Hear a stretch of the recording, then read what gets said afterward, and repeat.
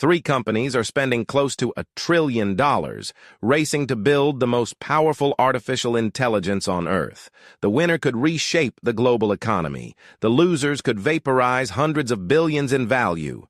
And right now, nobody can tell you for certain who is ahead. Start with the numbers, because they are genuinely staggering.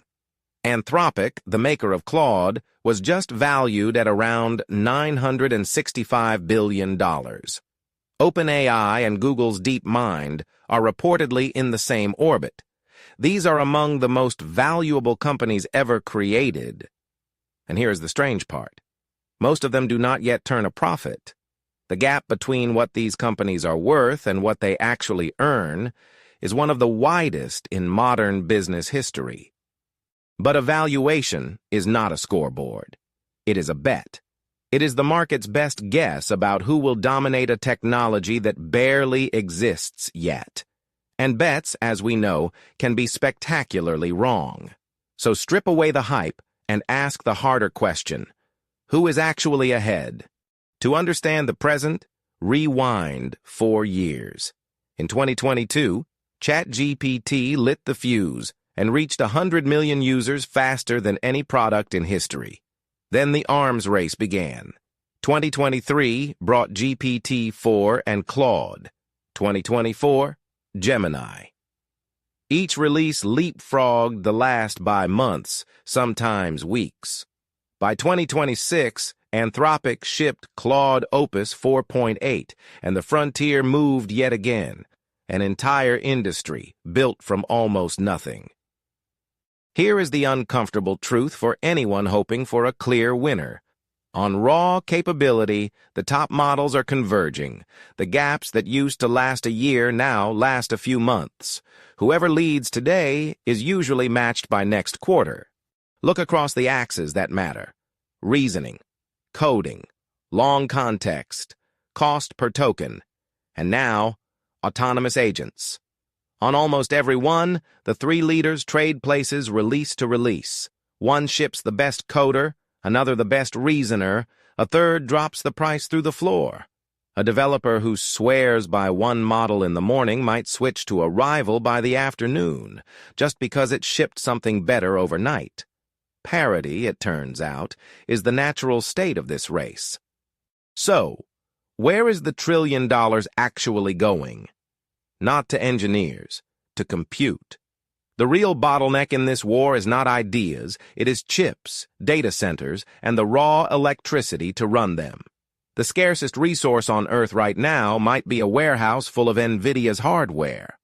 Control the compute, and you control the ceiling on intelligence itself.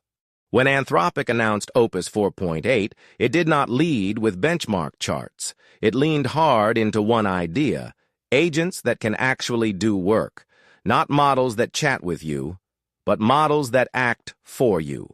And that is the real shift underneath all the noise. The war is no longer about who can answer your question. It is about who can take an action on your behalf, from a chatbot to a colleague. Watch what that looks like in practice. An agent opens your apps, writes and runs its own code, files the report, books the travel, moves the money, operates the computer while you simply watch. Give it a goal, walk away, and come back to finished work. This is the prize everyone is chasing. Because whoever owns the agent owns the workflow, and whoever owns the workflow owns the revenue that flows through it. The chat window was the demo. The agent is the business. But all of this comes at a brutal cost. Running a frontier model is expensive, and at the cutting edge, many of these companies lose money on the very queries they are most proud of. They are burning cash at a scale that would sink almost any other business, betting that scale today buys dominance tomorrow. It is the most expensive gamble in corporate history, which is why the smart money stops watching benchmarks and starts watching usage. Developer adoption, enterprise contracts, daily active users. This is the battlefield that actually pays the bills, and it is brutally competitive. A lab can lead on capability and still lose on distribution. The lead here changes hands far faster than the headlines ever admit. So, what actually defends a lead if the models themselves keep converging?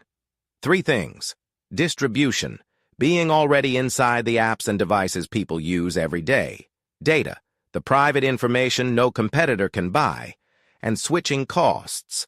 Once your agents run a company's core workflows, ripping them out becomes almost unthinkable. The moat is not the model. It is everything wrapped around it. And there are 2 more fronts most people forget. Talent, where a few hundred researchers can be worth billions and get poached like star athletes. And safety, where the same power that makes these systems valuable makes them dangerous, and where regulators are finally starting to pay attention. The companies that get those 2 right may matter more than the ones with the biggest model. Which leaves the trillion-dollar question. If the models converge, the leads keep flipping, and everyone is burning cash just to stay in the race, then what exactly is anyone actually paying for? It comes down to 3 possible futures. 1.